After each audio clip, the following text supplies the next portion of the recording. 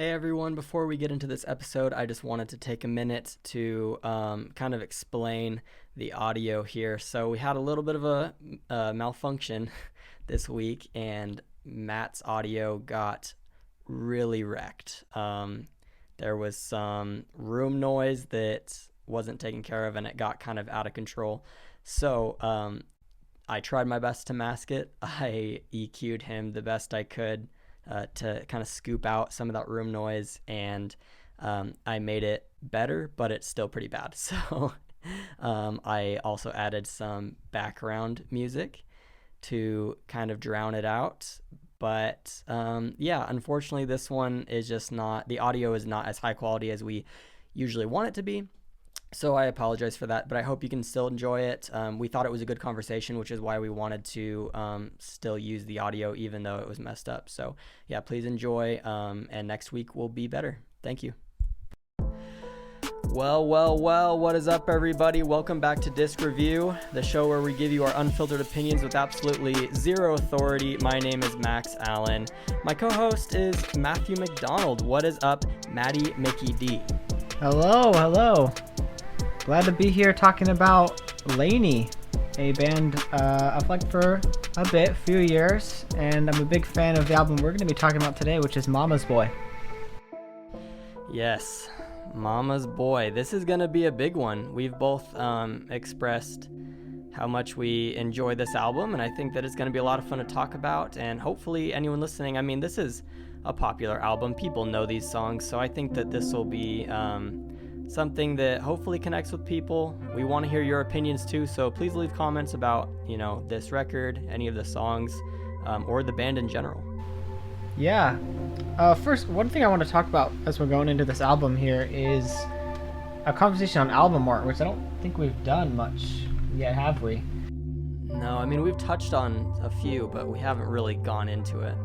I'm a big fan of this album art. It's not the most complex I've ever seen, but the reason I think it's good is it sets the mood and atmosphere really well. A lot of these songs, when I kind of think about them in my mind as I'm listening, I really do picture this, sunset, cloudy sky in the background, and just the soothing feeling you get from looking at this picture, I think goes really well with the atmosphere set up in a lot of these songs.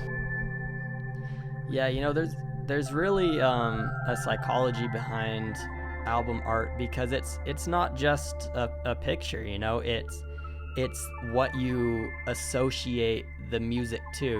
We need some type of visual.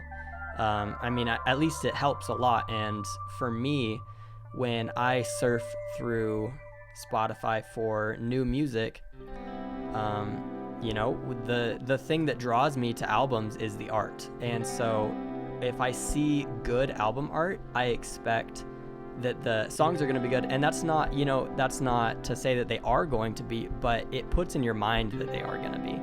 And there's nothing better when an album has both good album art and good songs to go with it that really tie it together. And I think that this one,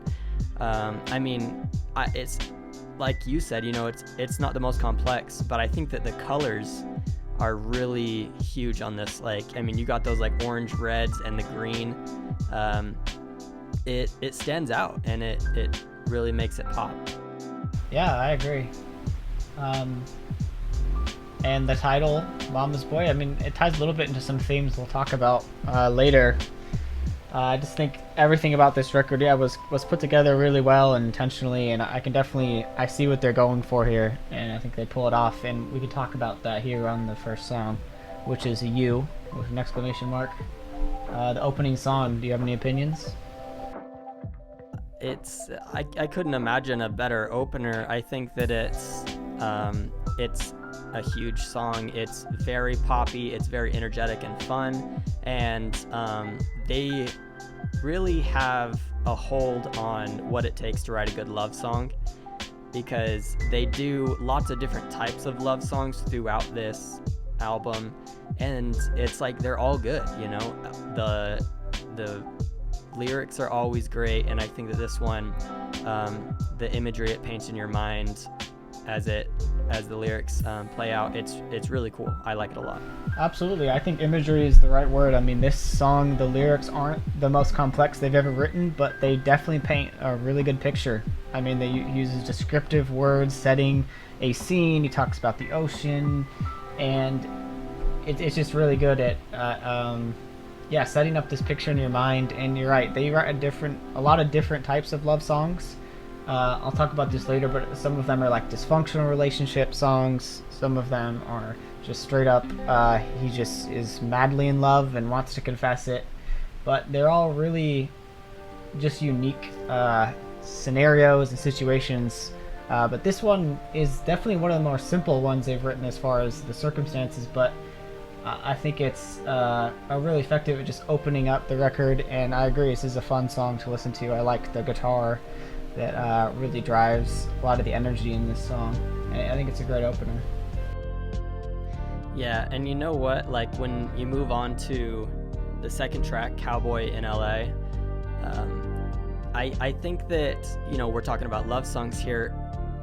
Some people may look at some of the lyrics in these songs and be like, oh, they're cliche, they're sappy. I think that like from what I can tell, the vocalist for LANY really feels this way. Like he's not putting on a show. He's not writing love lyrics just because they're popular. Like he feels these lyrics pretty deeply, and he's pretty genuine with the way he presents himself. And he really is just this country boy hanging out in LA, and it's kind of a funny persona that they've built, but it's relatable to a lot of people, I think. I'm really glad you brought up the singer. I think he's really good, and I absolutely agree. What makes him so good to me is he feels genuine, and he's really personable and relatable, and he conveys that in the way he sings and what he sings about. Absolutely. And I think a lot of the best singers, especially people who have to like lead a band, are the best at that. They can do that really well, and I think it's really effective on this song. Like you said, to me this is one of his introspective songs. You know, he's really talking about himself and his experience, and I think that's done really well here, and this just continues to set up the atmosphere that I really like on this album, of this kind of hard to describe, but you know, it's not always insanely chaotic. It's really sometimes low energy, but heartfelt and sincere a lot on the record here. And I think that continues here on that third track, which is Heart Won't Let Me, which I think is the first of this dysfunctional relationship songs that I was talking about. But I think it's one of the best they've ever written of this type. I think it's really catchy, with a great chorus, and something that I'll talk about a lot on this record, which is their instrumentals, which I think are really good here. I think the way they use their drums really sets up the energy that you're supposed to feel in each section of the song. There's like driving drums during the verse, but on the chorus, it's kind of more sparsely populated with drums, with some marching snares, and then some just booming toms that I think go a long way. Yeah, you know what? My wife and I just went to a LANY concert a couple months ago, and I was not really a LANY fan. My wife is, and I've heard some of the songs just when she plays them, but I couldn't believe how I was blown away at the concert. And I think it's because, you know, you mentioned that some of the songs are kind of low energy, and they really are on this record. And then you go watch them play it live, and they alter it to make it just like the biggest performance you've ever seen, even for some of these like low-key songs. And it's so much fun. So like, you know, Heart Won't Let Me, it definitely drops a little bit in energy from Cowboy in LA and You, but it's still like at the core, all of these songs have potential to be huge in their own way, and that's what I love about it. Yeah, I think all of these songs are powerful, but it's just how they choose to put it on the record with this production is definitely this style, and it's all intentional. But I mean, definitely what makes you want to go see them live. Like you said, they can up that energy. They can choose to change that. I think that's really cool. And they're good songs at their core, and that's why that works. But track number 4 here is If This Is the Last Time, which is one of their singles. And the highest streamed song on the record, I believe. Yeah, 90 million. I think this is really effective at what it wants to be, a sad song about just thinking about, you know, your parents and your relationship with them as time goes on. And what stands out to me, and why I've always liked this song a lot, is just that chorus is really catchy. I can't believe how good they are writing choruses. I feel like I don't want to say that about every song on this record, or I'll sound like I'm saying the same thing over and over again, but this is a really catchy song. Yeah, I just think that, you know, this song hits home for me because it touches on something that I think that you don't hear as much in music, which is like your relationship with your immediate family, your parents. And I think that everyone kind of has a little bit of a different experience with those types of relationships. And it's interesting to listen to this song and like see how it relates to your own life. And any song that's able to do that effectively, that is really impressive, because you can talk about your own experiences, but if no one else can relate, then it's not going to matter. No one's going to want to listen to your songs. But if you can write about something so universal yet so unique and make everyone feel like they can understand and feel that, I mean, that's how you get 90 million streams right there. Track number 5 is I Still Talk to Jesus, which definitely slows down again, and it's one of those introspective songs. And he brings on the gospel choir, which is a thing I've seen done before when they have religious, you know, themes in their song. They bring in a gospel choir. I think it's been done on the 1975 record we talked about, you know, however long ago. But I think it's still effective here, and I can't deny it. It adds a lot to just the meaning and listening to the song. I think it goes a long way. Yeah, this song is actually probably my favorite song on here. I just feel like I connect with it really personally. You know, it's talking about how he lives this life that's, you know, he's trying his best to be a good person, but he knows that he has flaws and comes up short. And, you know, when other people look at him, they may not expect him to be a very religious person based on his actions, but he, you know, in private, he still has those feelings. And I feel like I feel the same way sometimes. Like, you know, life is hard, and it kind of, as you go along, it pushes you in all these different directions, and you can kind of find yourself feeling like a little bit of a black sheep at times. But for me, it's really comforting to know that other people also feel that way, and that they can also still turn to God, or, you know, whatever you believe in, to find that comfort like I do. Yeah, I think this song is really good at connecting you to the singer and really putting you in his head and letting you just experience some of the thoughts that he wanted to spill out here in this song. The next song is Paper, which is my personal favorite. I think it's another one of those dysfunctional love songs, but a really unique take, talking about how from the outside they look great, but, you know, he's talking about his experience from the inside, and things aren't perfect. And I think it's a really good emotional song. And one little note here I had on actually listening to the song, I just love their ability to strip the instrumental away and just rely on his performance, his vocal performance. And I think it goes a long way in really connecting you with the singer, and it's really impressive how much he can convey when he really dials down his voice and lets you in. It feels like a really personal moment with the singer, and they do that a lot in their songs, but I think this is a great example of it. Yeah, you know, something about this singer is he has a good voice, but it's not like it's not crazy. What's the word I'm looking for? You know, it's kind of basic a little bit, but in a good way. It kind of just makes him sound like your average guy.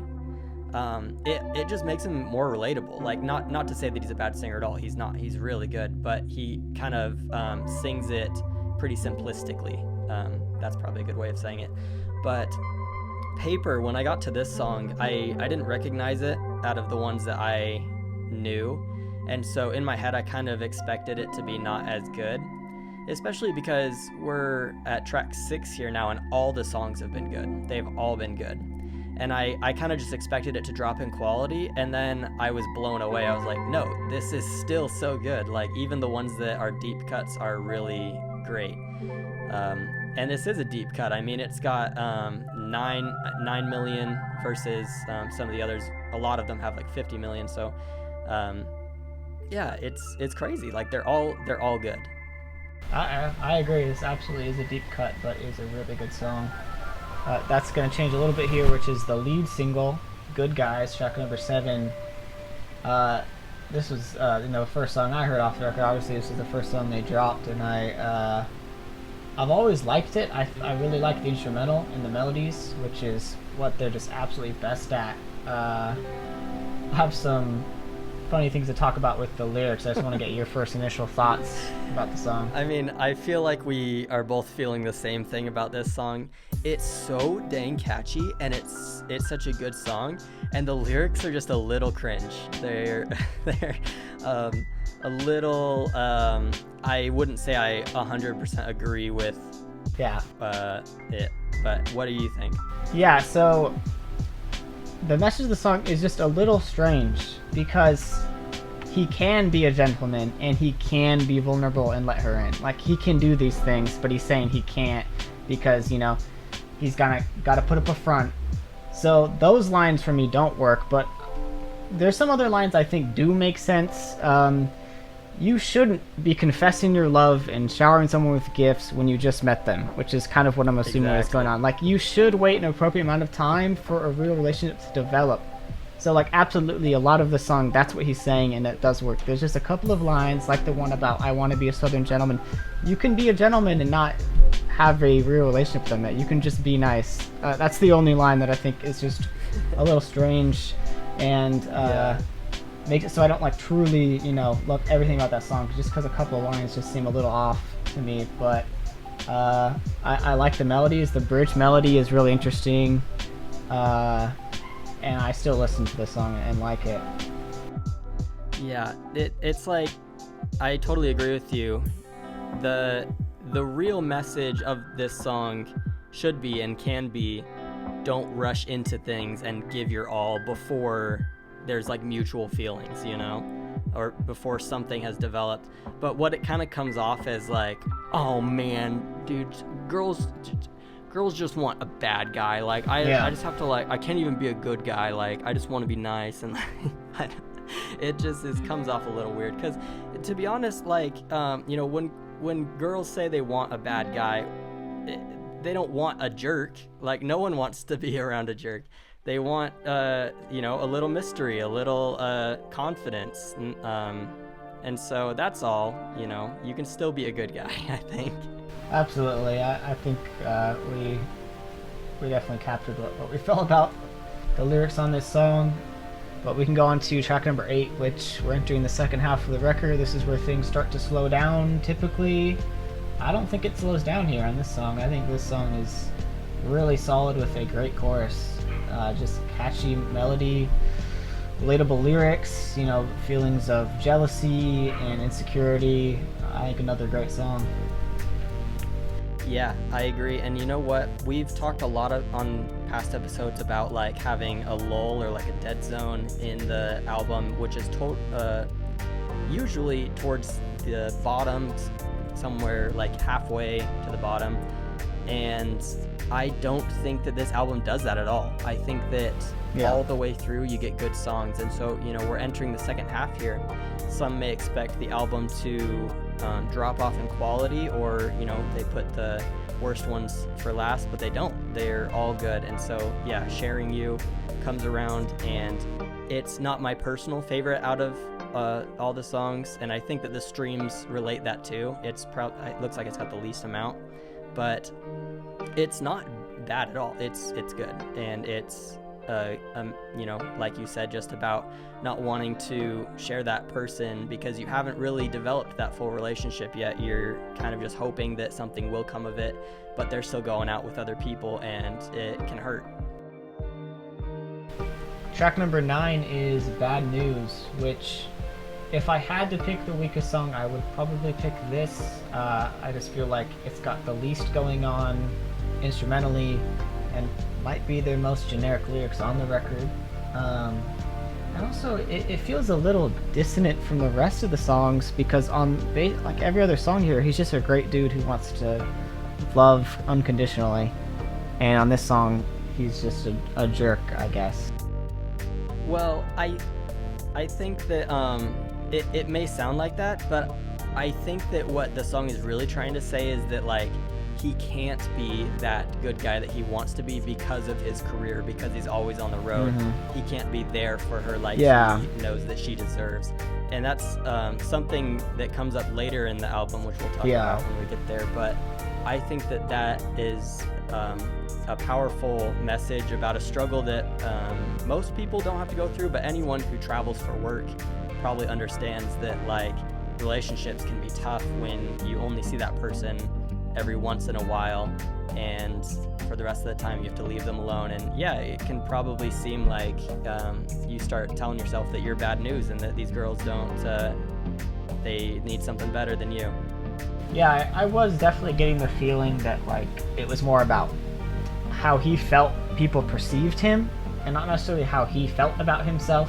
But I definitely need to take a deeper dive into the lyrics. This is just from listening to it passively. I haven't given that much thought to it, so I'm probably wrong. But yeah, I definitely agree. This is how other people see him. I wasn't sure if that's also how he felt, or if he felt like he was wrongly being judged, which is probably the case.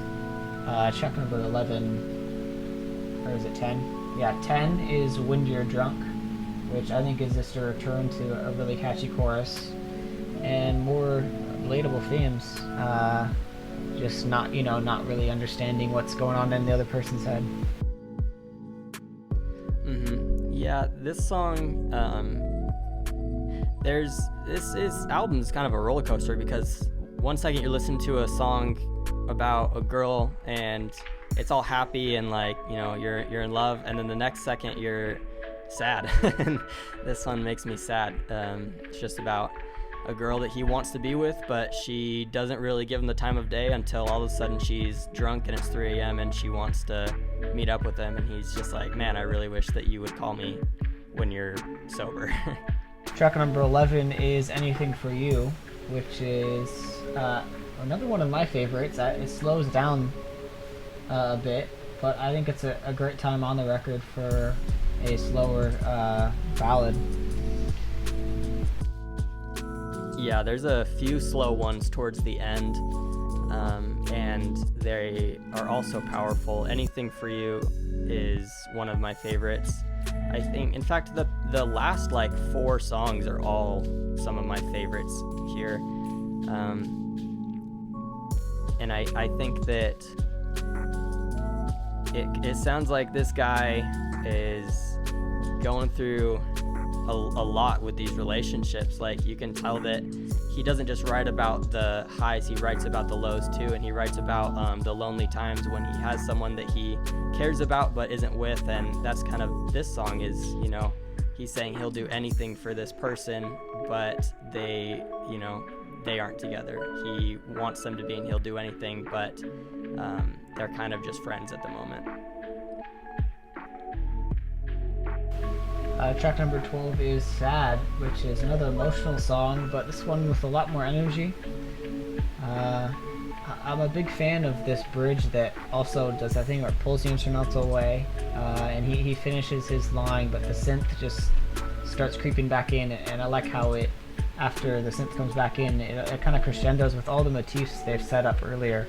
They do a lot of synths and that high-pitched vocal effects that they have in the background that I think come together really well on this song.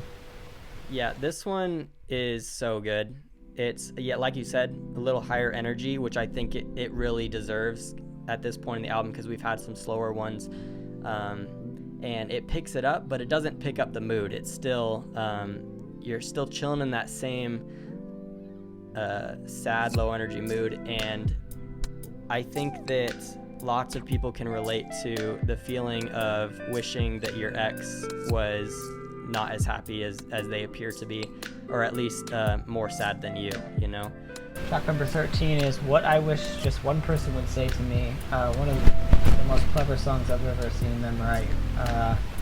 I love a premise where the song switches up like what you're supposed to understand about who is talking to who and what they mean, and that does that here where he just writes a song about what he wishes someone would say to him, instead of what I'm assuming from the content lyrics is getting mad at him for having to travel for his career. Yeah, this one hit me so hard because, you and I both make music, and there was a time in my life where I definitely was hoping that one day I could be a traveling musician, and the girl I was dating at the time kind of shot me down a little bit and made it clear that she would not be super supportive of me doing that. And I just remember how much that hurt me. And it's like, in the end, I probably, I don't think I've written anything that would have been good enough to warrant that type of lifestyle anyways. But it would have been nice to at least have someone who thought I could do it, or thought that, we could make it work and give it a try. And so I feel for him, man. Like, it must really suck to have everything you've ever wanted and no one supports you. But anyways, let's move on to the final track here, which is Nobody Else. It's a great example of what we've kind of been talking about with these acoustic closers here. Nobody Else is probably a perfect closing song. It's so good. It's so, it caps off the vibe really well. After everything that this album makes you feel, after all the emotions you go through, it really just sits you down and gives you a soft little ballad that makes you feel, all the different feelings you felt throughout. Looking back on this record, I think something that's really impressive to me, and we've talked about this a lot, is when you make an album that you want everything to sound really similar and have the same mood, it's very easy for songs to just be forgettable and you can't distinguish between them. But this album absolutely does not do that. Every single song stands out on its own, and that's because they are well-written, catchy songs. All of them, they all have very catchy melodies and unique, lyrical content, and I think it's really impressive that they tie that together with a through line atmosphere and vibe that is on every track here. And I think that's why I've spent a lot of time listening to this record. I was driving around town for work a lot, and I would listen to this record on repeat a lot. This is one of my most listened to records and one of my favorites I've ever heard. So I'm a big fan of this album, and just closing thoughts on it. I look forward to everything LANY puts out. They put out a great record here. Yeah, I totally agree with everything you just said. I haven't listened to it as much as you have, but just getting to know this record myself this past week has been really enjoyable for me. I think that it's probably one of the best records we've talked about so far on this channel. I think that it's really personal, and what it really comes down to is songwriting. Like, you can be the most talented musician, the best singer, the best guitar player. You could have millions of dollars to go into production and marketing, but if you don't know how to write a good song, you're screwed. And that's why LANY is so popular, is because they are good songwriters. These songs are catchy and they're fun. Well, thank you everyone for listening this far. We hope that we are providing something interesting to listen to. We hope that we can eventually build a community here of people who just want to explore new sounds and talk about what they like and don't like. But yeah, we will talk to you more soon. We have another episode that we're going to be recording here in just a few days. So sit tight.